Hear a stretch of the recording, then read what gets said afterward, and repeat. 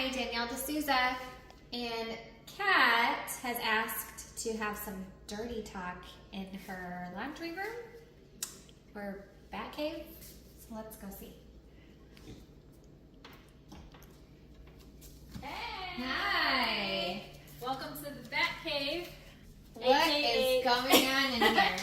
AKA the laundry room. I don't know about you, but I despise doing laundry, so I felt like I needed to have a place that at least made me feel like I wanted to do laundry. All the bats. So we got all the bats and the superheroes. They're here to like help me get motivated, and I have to do that. Well, welcome, Danielle. Hello. So we're gonna do some dirty talk today. All right. So one of my questions is, what happens if there is like a murder or like somebody dies or something In the house. in a house? Okay. Yeah. What do you do? What happens with that? Yeah. So in Florida, we actually don't have to disclose that. So we actually don't have to tell a buyer that. So if somebody did, commit a murder and they came in and they cleaned it all up and they prettied it up again and they put it on the market, the sellers do not, unfortunately, have to tell a potential buyer. It's already done. It's cleaned up. But one thing that is really important is there is a seller's disclosure. And that seller's disclosure on there is a 4-page document where they do have to list a lot of different things about the house. And one of the biggest things that I always recommend to a buyer is ask the questions, right? Because if they ask a question, then the seller must respond. So if the buyers suspect something, did anybody die in here? Then they have to answer? Yes. Oh, and if they knew it, they have to disclose it. Okay. Yeah. So which is kind of So if the neighbor comes over and was like, "Oh, there's right? Yeah. Yes. Okay. Then you have to. Good to know. Especially with Halloween around the corner. Right. You just never know. There was like You can end up in like a haunted house. Yeah. Which would be kind of cool. Although here in Florida, in Palm Coast, where we live, the oldest house was built in the 70s. So it's not like up north, like Connecticut or Michigan, where some of these houses are hundreds of years old. You can go to St. Augustine for the old. That's true. Yeah.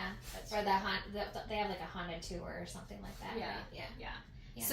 So what about in like your world? Do people do things that like affect your ability to do? You mean a like job, if they go out and buy a car? Yeah. Before closing? Yeah. Yes, they do. Well, how does that affect it though? Don't do that.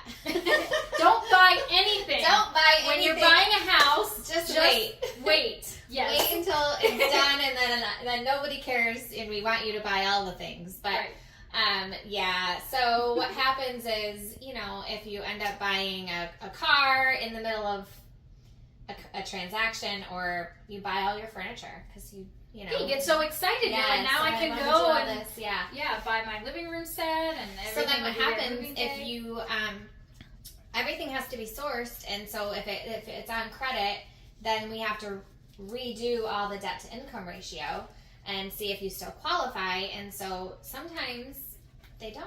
You don't qualify. And then you miss the house. So you might have gotten all the furniture for the house that you can't be in, or bought the car, and maybe you can enjoy the car for the rest of the year when they're. So what you're saying is that if they go and they get a line of credit at the furniture store, they get approved for $10,000, and they buy all this furniture, and it's going to be delivered moving day, unless it's paid for with cash, which they probably still want to keep cash in the bank, they've got to start making those payments. That pops up on credit, and then the lender says, wait a minute, now you have to pay rooms to go $300 a month. Yeah, and now you don't qualify because that $300 a month could have gone to your mortgage payment.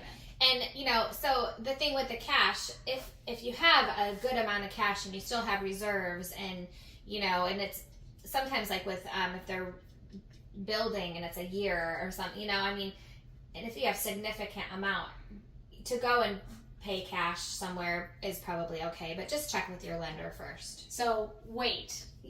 Just wait. Yeah. Just wait, or if you have a question, ask your realtor or your lender. Yes. Yeah. for sure. And since we're in the laundry room, I thought I'd go ahead and give like a little stain removal tip. Okay.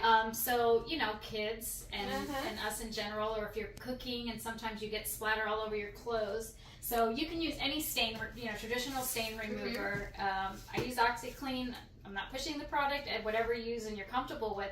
But what I found is the combination of this Dawn Power Wash spray with the OxyClean, and you pick, especially on grease stains, which are typically really hard to get out. Yes. But if you think about it, like you use Dawn to clean your pots and stuff, right, and the ducks with the oil, and the ducks with the oil, which is like the cutest thing ever. Yeah.